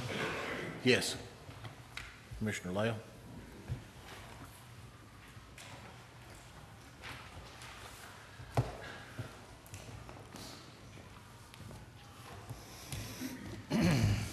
Hello, gentlemen. I'm glad to see you sitting on that side of the desk instead of me. I understand we've had a lot of discussion here today, and I appreciate some of the remarks that were made here just in the last few minutes. One of the things, and as a commissioner, I should identify myself, Holden Lale, Commissioner of District 6, and the reason I identify myself thusly is that I have been requested by my constituents, some of them, to make this suggestion to the Budget Committee. And if we'll give the sirens a little time. I know sitting in the audience, one of the things we have to do is get the acoustics better in here. They're terrible because I've had a hard time keeping up with everybody's statements today. If y'all just don't take it off of my allotted time, we'll let the sirens subside. I had some citizens who called me in discussion, and this is as a result of all of our discussions that we've had, our joint meeting with the school board, with the idea that we have a lot of folks in this county who recognize that our school systems have a vision, a mission, and needs to fulfill those. Most people are not too happy about thinking in terms of the 38.5-cent sales property tax increase. So, and 6 years ago when I came on this commission, I promised to look at all viable alternatives to just putting the burden on property owners every year. And when this suggestion was made to me by one of my constituents, I went to work on it and found some information and so forth. And I'd like to present it as a source of information to this committee. I intend that this be presented to the Agenda Committee 1 week from tomorrow for a possible reference to the main commission for action later on. And this action that I have that may be able to help somewhat the school situation is a proposal by referendum of a wheel tax. I've had so many people mention to me that that is a viable option, and indeed Randy indicated that in his remarks earlier. It is an opportunity for us, but we are under the gun, so to speak, because there's a special election on June the 11th. In order to meet all the deadline requirements for this to become a referendum, it must be on the Agenda Committee, and I submitted that to our secretary today to be placed on that committee, on that agenda, and must be passed by the 18th because the deadline for getting it on the ballot would be the 19th. This is an opportunity, folks, I think, that we can put this before every citizen in this county to step forward and express their opinion, because when you're talking about this amount of money for schools, for anything, you're talking about some serious consideration. At this point in time, we will allow our citizens, by their vote, to express their opportunity to support or reject this particular item and this particular area of help. Conservatively speaking, we could generate as much as $3.5 million before split dollars. Excuse me. And these monies would be dedicated solely for the purpose of operation of our elementary, middle, and high schools. At this I think is a unique opportunity for our citizens to make their voices known. This is a unique opportunity to help our schools. This is a unique opportunity to have government as its best, that is, listening to the voice of the people. And this puts it squarely in their court. I know there have been other things in the past, the half-cent sales tax Mr. Lewis alluded to, and it didn't fail, but I've had so many people from that point say to me, I wish I'd understood how it worked better. Well, the challenge for the partnership, and I'll use Mr. Britt's term if you don't mind, between schools and commission is to get the information out as to how this is going to work, how it can be applied, and what the impact is to the process. Again, I will repeat that it is a unique opportunity for members of the commission and the board and the school department and teachers and parents and citizens to step forward and make their feelings, make their interest, to put all of those things out there and to express those in a manner that cannot be judged by any other way than making a simple count at the end of the day. I wanted to bring us to this committee because I felt like this was a good starting point. I would ask that if any, there are copies, or will be a copy, is a copy in the Secretary's office, if any fellow commissioners would like to look at it. And I would hope that there may be some others who may want to co-sponsor that with me. In fact, I'd like to see the entire commission co-sponsor it because it's a unique opportunity for this government to act and to allow the people in this county to make their opinion known at that time. So gentlemen, ladies, thank you so much. And Dana, I'll miss you. But thank you so much for allowing me to speak. I hope I didn't take too much time. Ed told me, the mayor told me my last budget meeting that I'd waited all that time and made more noise than I should have, so may have done that tonight. But anyway, I wanted to bring this alternative because it's been part of my thought processes since I've sat on the commission for 6 years, that the property owners in this county should not have to carry the full burden of all the responsibility. By doing it this way, this allows each and every automobile owning citizen to contribute to the overall operation of the county, and particularly the schools. And we will not have to burden our property owners continually by making this a part of the process. Gentlemen, ladies, thank you for your time. Yes. I just want to say that I am a Blount County teacher, I am a taxpayer, and I'm asking you to raise my taxes. I'm asking you to also do a wheel tax. I don't have a lot of money, but nothing is too good for my girls who will go to county schools, even though I'm zoned for Maryville, and nothing is too good for my school. Thank you.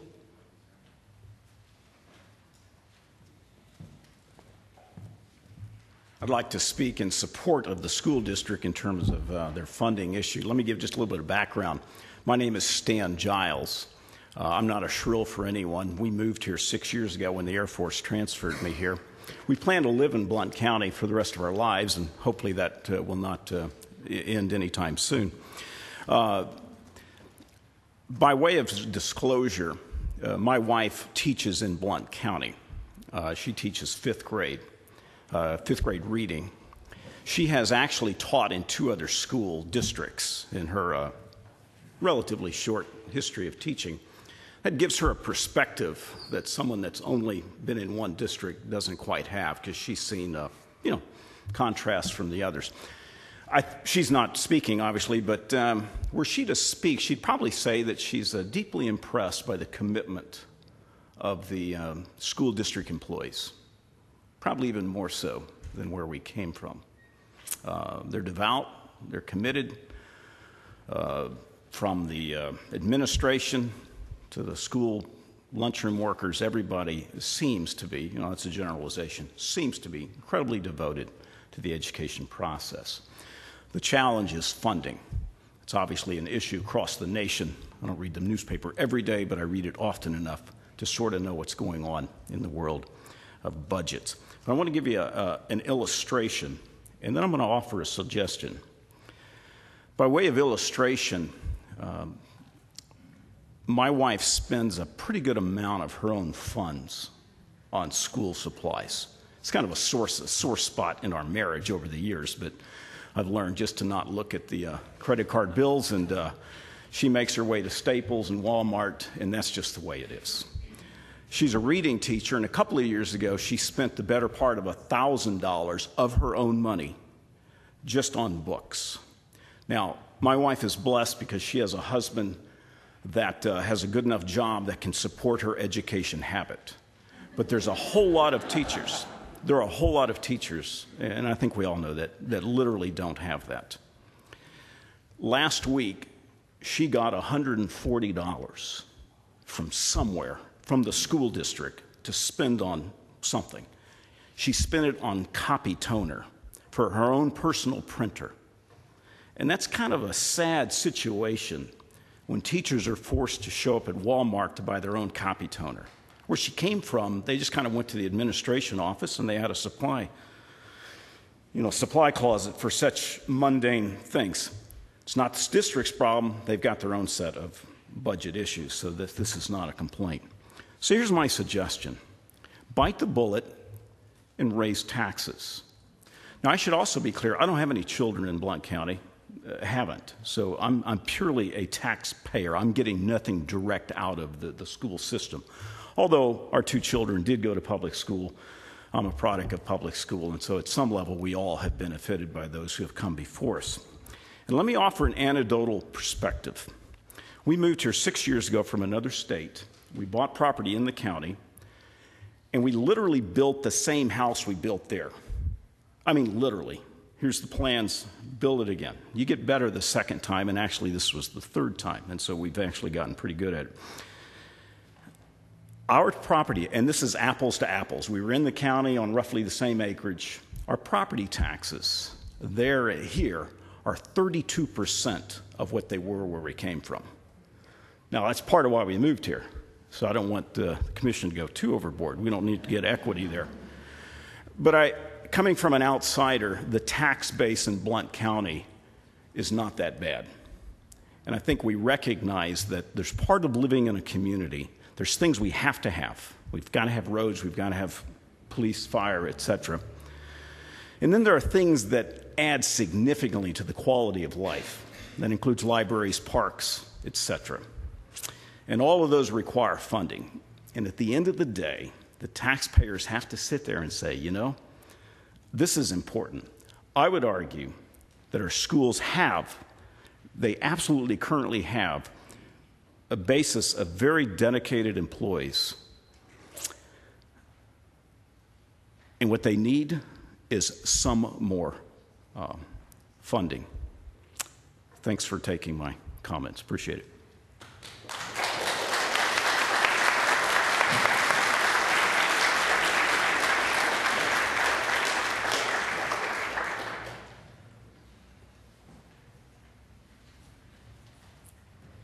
Hi, I am Tabitha Lester, and I have 3 children who attend Blount County Schools. I am also an educator for Blount County Schools. But I'm a new teacher, and this is my first year, and I wanted to kind of explain to you about what I faced when I walked into the classroom. I teach 5th grade science and language arts. I walked in to a room with no supplies and very limited resources. I was given TCAP coach lesson books and science newspapers to teach from. And my textbooks are very outdated. They don't match the current Tennessee standards. And this is not enough material to get my students to where I need them to be. And so after much time researching for material, I decided to dip into my own pocket and purchase the newest teacher science editions for science. That consisted of 3 books. I bought 3 workbooks to go along with my manuals and the CD-ROM to have the technology in my classroom. That was $520 that I spent. Any demonstrations or experiments that we do in my classroom, I pay for them out of my pocket. I have 75 students, and I have to pay for each one of them. My 5th grade team and I also raised money, our own money, to purchase appropriate furniture for my room in order to meet the standards of science, in order to teach them. I'm also still limited. There's still a conflict because my students don't have textbooks. And this hinders even assigning homework because there's no background for the parents at home to help their children. And you can make copies, but there again, we're limited to how many copies we can make. Again, 75 students requires a lot. I did these things because I'm dedicated. I am dedicated to doing everything that I possibly can to get my children to where they need to be, my students and my own children. And I have no guarantee of a job, none. I am currently a 1-year interim. And many of us here as educators are blessed to be given the gift to teach, but we rely on you to provide the funds for us to get the resources that we need for our children to meet the achievement goals that have been set for them and the educators. So I ask for you to please consider granting the funds so that for our children and their future. And I thank you for your consideration in advance. Thank you. Justin?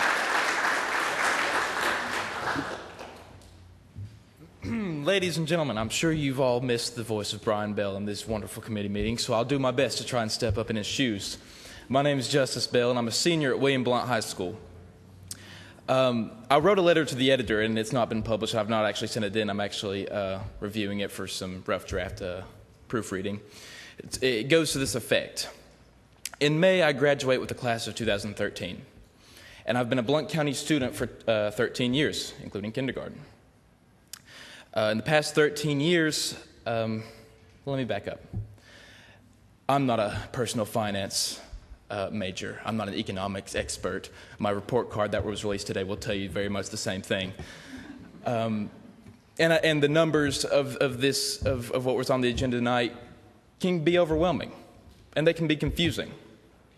But what shouldn't be lost in this whole discussion that is so importantly relevant to this county is that not only are children affected by what goes on in these meetings and what's going on here in this discussion, not only children, and not only the several parents of children who are here tonight, teachers are affected. I tallied it up the other day.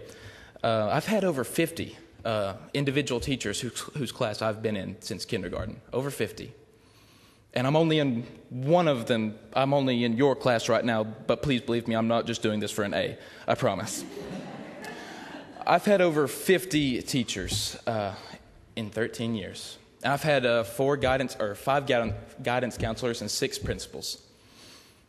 One of those guidance counselors held me for an entire day when my parents told me they were getting a divorce. Another told me just last week they counseled me on college decisions. Principals have gotten us in trouble. Principals have shown us kindness. And these teachers for 13 years have been second parents to all of us.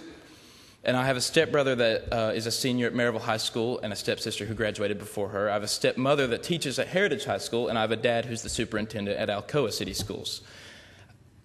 But I love William Blount High School, and I would do anything for that school. That's why I'm here tonight, rocking the orange and blue. I love that school with everything in me. My family's gone there, my cousins, my sisters, and my dad coached there. And the teachers there I see every day. I've seen Miss Amy Jones outside, Miss Brenda Crow's right back here, and I haven't taken a look around really to see the rest. Mr. Swaney. And the teachers there aren't just teachers. They're not just your teachers you see on TV or in movies. They're people who care. The vast majority are parents. And not just of their own biological children. They're parents to high schoolers who at times wouldn't have anything else if they didn't have that teacher there to talk to them.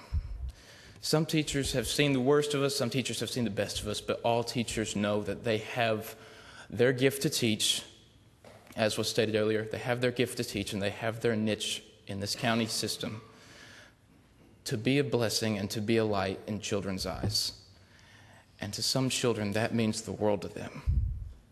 And with a stepmother, a dad, grandparents, aunts and uncles as educators, I know an educator is a breed of profession that takes a certain amount of snot in your nose to put up with every day.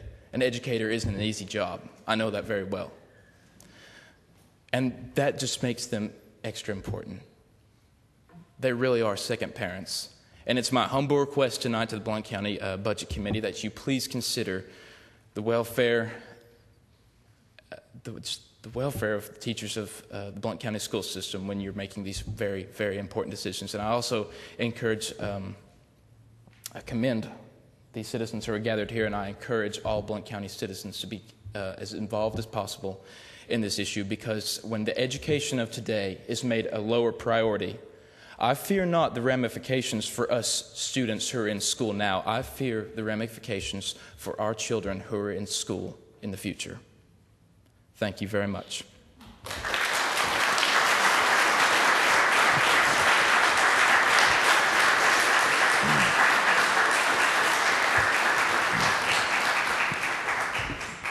You speak well for William Blount. I hope all the seniors can come out of high school the way you have, Justice. Thank you very much. Yes, go ahead.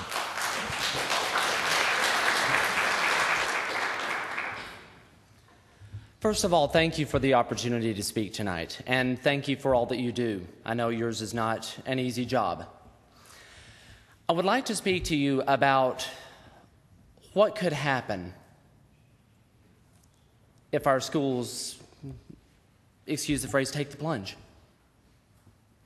First of all, you have heard about the possible layoffs that will happen, which, to give some context, you are looking at another one of them. If people are laid off, they need to have some way to support their families, and they will go to where they need to find employment, even if it is not in Blount County. So therefore, they may have to move. You are losing tax dollars. You are losing dollars in the economy. They are spending less time here, therefore they are spending less money here. The long-term effects. Right now, we are one of the best places in the country to raise a family. That is something that should not be taken lightly. It is wonderful to have that status, but if education diminishes in quality, people will not consider moving here. Therefore, they will not consider it a place to recommend to move here. Therefore, you will not be bringing people in who are paying taxes, who are investing in the economy. You will also see that if the education quality is diminished, crime rates will rise. It has been proven across this country and across the world. The children who do not choose crime will not be properly educated so that they can compete for jobs. And if they are not able to compete for jobs and get those jobs, they cannot spend. It all comes back to the dollar sign. If they are not able to bring in money, they are not able to pay in money. Therefore, the economy of Blount County is greatly hit by a diminishing of quality in education. Education is an investment. Plain and simple. If you invest in education today, you will reap so much more. You will see educated people as yourself sitting in these chairs, leading this county the way that you have for so long. I ask you not to look at this as a way of having to decide whether or not you spend money, but look at this as your legacy. The decision that you make today will have repercussions no matter what. Good results? I hope so. But look at this as a way to leave a legacy that you care about education, that you care enough about the children of this county and your constituents, that you will find a way to make sure that, as we all dream of for our children, that they can receive the best education that they can possibly get, which is the goal of our district. And I know that is something that you all want for your children and your grandchildren and theirs after them. Please find a way. If it is a tax increase, my family owns property, I would not have a problem with paying more on property tax. I would not have a problem with a wheel tax, as long as our children benefit. Once again, I thank you, and I hope that we can continue to bring great education to a great county.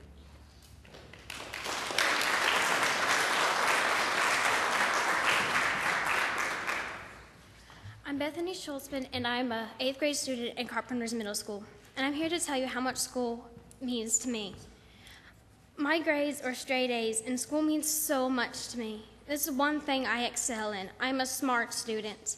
But I will not be able to get the education I deserve if you do not raise the taxes or find some way to give my school money. I want to be able to go to Harvard College, but I won't be able to do that if I don't keep my grades up, if I don't get the education I want to.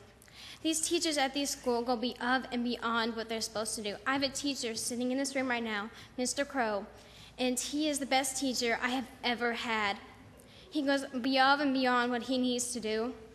He makes up stories, poems, and songs and makes dates easier to remember.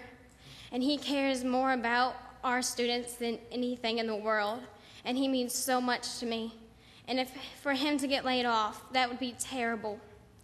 I'm begging you, please find a way to give our schools more money. And thank you so much for letting me talk to you today.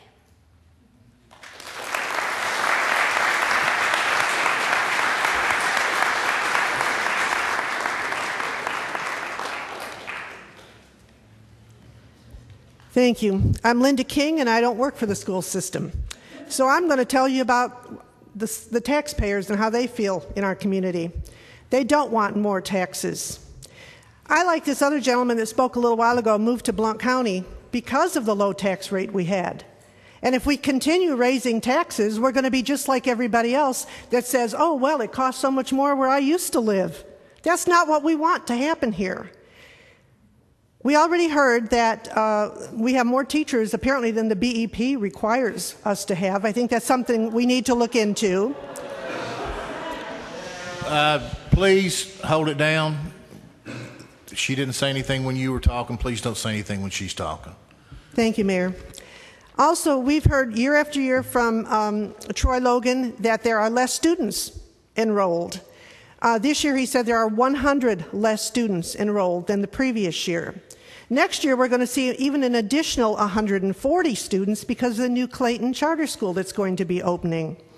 And yet, when we talk about possibly closing one of our old schools, we're told that we'd only save $350,000, which doesn't make sense to any of us out there because we think about the utilities and the maintenance and the cafeteria workers and the teachers and on and on. There has to be more involved than that. Now, the one reason I came up here, like I said, was to talk as a taxpayer. And, you know, the parents, talk about wanting all this extra money for the schools. Now, I could be wrong, and Mr. Britt could correct me, but I think his family went to a private school, not our public schools. So, it's something that we have to look at as to what the people can really afford to do. We have an economy where people are losing their homes because they can't afford more property tax. And if you put a huge property tax on them, yeah, we're going to see people moving out of our community, not because they want to, it's because they're not going to be able to afford their home. And also, Commissioner Lael came up here and talked about a wheel tax and said, let the people give their voice in the matter.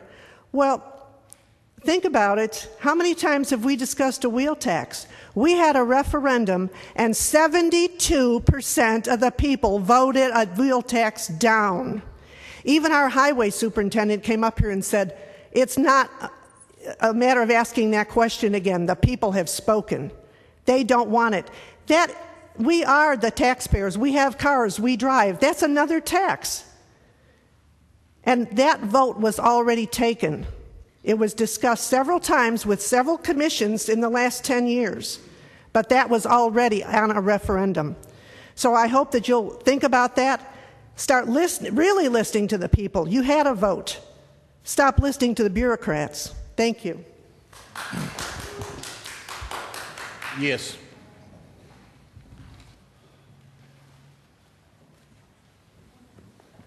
Dodd Crow from the 6th District. I came up here not going to be quiet, but I can't help it.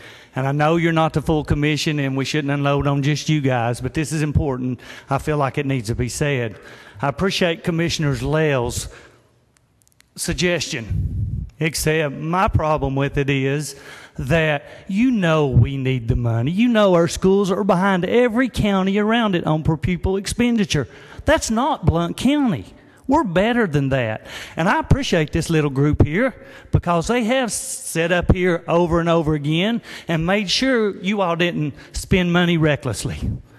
I appreciate them for that, but there is a time to raise taxes. You are our representatives. You shouldn't throw it out for us to fight over. I read about bloody Kansas. I'm teaching Schultzman next week about bloody Kansas. The people voted themselves, and they killed each other. When you send us out to the people, you're going to kill us. Also, she's probably right. If I'm sitting at Alcoa where they're building a new high school, or if I'm sitting at Maryville where they have the dome of the world, I don't believe I want a tax increase to make my schools better. But get out in the county schools, we're $683 below average in the state of Tennessee. Blount County's a rich county.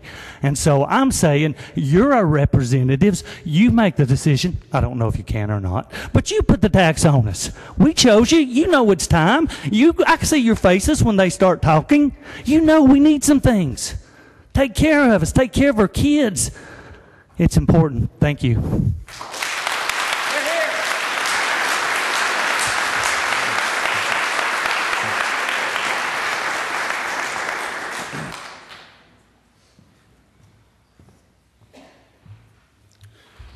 Commissioners, my name is Tab Burkhalter. I represent the 1st Commission District, which is Maryville, Alcoa, and Blount County. I was asked not to come up here and talk, and so I'm going to be very, very, very, very brief, which is impossible for me to do. But I would like to address first, I'm going to turn and address the crowd that's behind me. Ladies and gentlemen, as a commissioner, I hear your voices every day through your emails. I know that you all need money, funding. I know that Ms. King and the group that she represents don't want any more taxes. They're tired of saying that we tax them to death. If I'm not mistaken, Troy, at least $6 million of the increases in your all's budget is because of unfunded state mandates that have come down from the state and the federal government. We as a commission cannot do anything about that. We are stuck having to find a way of solving that. So where do we solve that problem? You call Senator Overby. You call Representative Art Swan. You call Representative Bob Ramsey. You go across and you call the legislators in Knox County, Loudoun, Monroe, Memphis, Chattanooga. There's a thing called split dollars. Split dollars is what divides up the local revenue amongst multiple school systems. Be it right or wrong, that's what we have. Certain of us spent a day in Nashville trying to find a loophole through that law. We've looked at several different ways of driving that loophole to expand it, shrink it, play with it, work it. What it comes down to is Nashville has to make a choice to decide. And it's not so much Nashville as it is the contingency from Shelby County, the contingency from Chattanooga, Knoxville, and Davidson County. Those 4 voting blocks control how a lot of the legislation in Nashville goes. So please, teachers and principals, contact your cohorts, your fellow educators in those areas. Ask them to get behind reforming the split dollars. To not do away with it, because you can't do away with split dollars, but it does need to be reformed. We've heard that BEP funding isn't covering 80 teachers. Nashville says we have to do BEP. They say we have to meet guidelines and mandates, but they're not giving us the funding. They tell us that that amount we have to pay for retirement benefits has to go up, but they don't give us the funding for that. These 5 gentlemen are going to be tasked with a very, very hard decision. And unfortunately, they're the ones that are going to take the brunt for it, and then 21 commissioners later, when it's the people in Nashville that need to hear your voice. So please consider taking the same energy that you've shown tonight and let them hear it in Nashville. In regard to Mr. Lale's request of having a commissioner sign up for the wheel tax, I will co-sponsor that with you. I don't know if that's the right thing, but I do not believe that a property tax is where we need to be, because there are people that rent. There are people that come into the county who don't pay property taxes, but they still use our resources. They use our schools. They use our parks. We've heard the fire engines and the ambulances and the sirens and the sheriff's department. They use those services as well. We are a community, and we need to make sure that we all work together as one community. Regardless of how it goes, we are a community, and we will get through this time period like we have every other time period the federal government or the state makes a boo-boo. Thank you very much.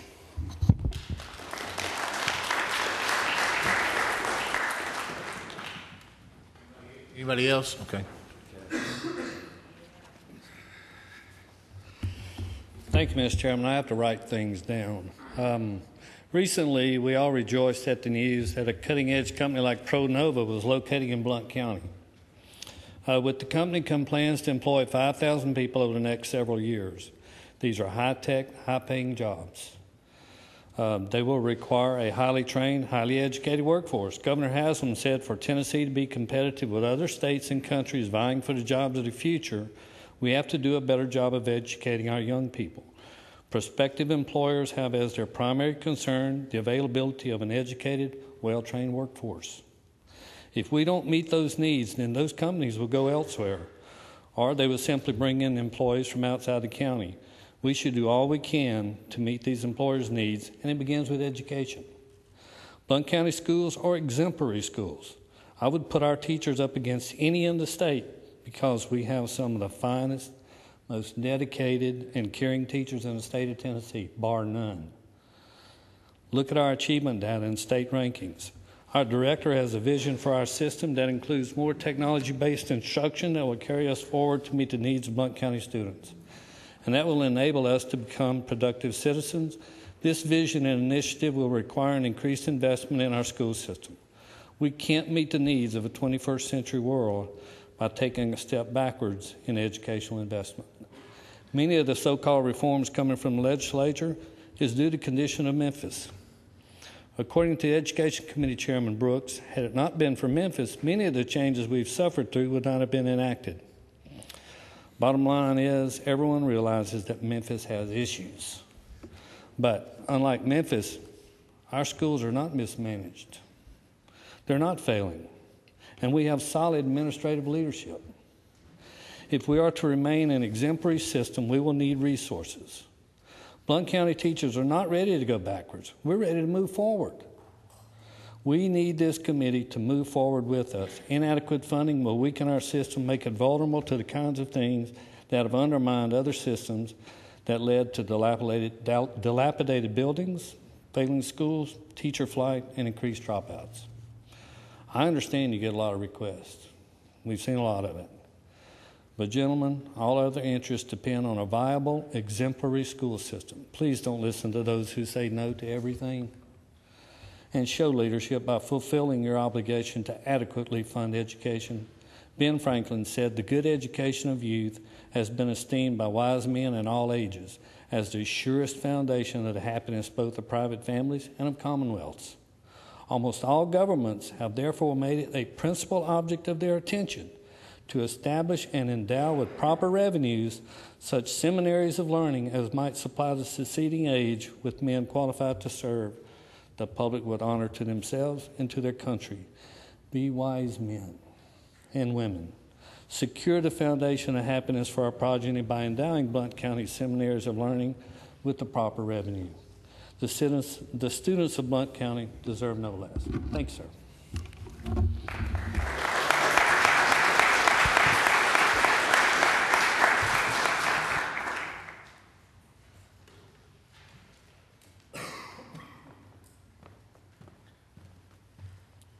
Hello. My name is Jackson Swaney, and I teach at William Blount. And I'm a graduate of William Blount, and I went to Lanier, and I teach with a lot of folks that are here, and I've been paddled by some of them. But I think you've heard a lot of people talk about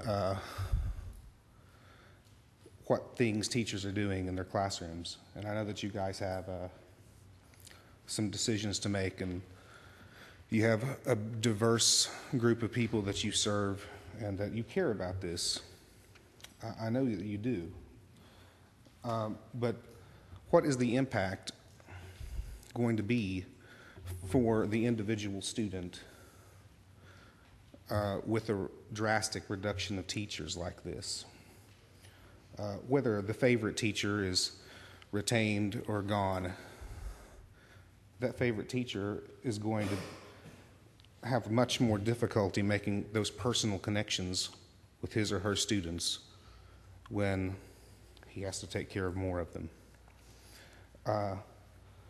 We aren't, of course, I'm not involved in any of this, but I'm certain that we have been good stewards of the resources that the Commission has given. Very certain. We have cut and felt the cuts year after year, and they have not been cuts, but they have been a tightening of the belt. And I think that our leadership has done a good job to minimize that as much as possible. But we, I think, have reached a point where it's very, very evident that we're just talking about maintaining what we have with the tight belt. We want to be competitive. The United States wants to be competitive. We retain our businesses here because international businesses know that we're not going to pull the plug and have some kind of revolt and they're going to lose all their assets there in the United States. Well, you have a group of people here that are very highly trained, have lots of expertise in the field and experience. And when you start losing those folks, you set a precedent that that professional community pays attention to. And one other thought, as far as BEP funding is concerned, and the number 80, those teachers that aren't funded by BEP. Regardless of how that works, I don't know if it's anyone's interest here to strive for the minimum. As teachers, we don't strive for the minimum of our students. And so if we set a goal of minimum acceptable for anything, I think that we're really doing the citizenry here a disservice. I don't know how you could look at a little boy or girl in one of those outlying rural areas and say that their education, their knowledge is going to be more difficult to attain than it would be in other places because of the way we are approaching the funding of schools. So I encourage you not to strive for the minimum. I think that we are approaching the minimum with the requested funds already. So thank you for your time.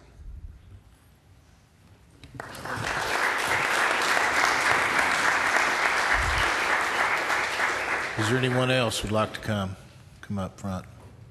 Seeing none, I hear a motion for adjournment.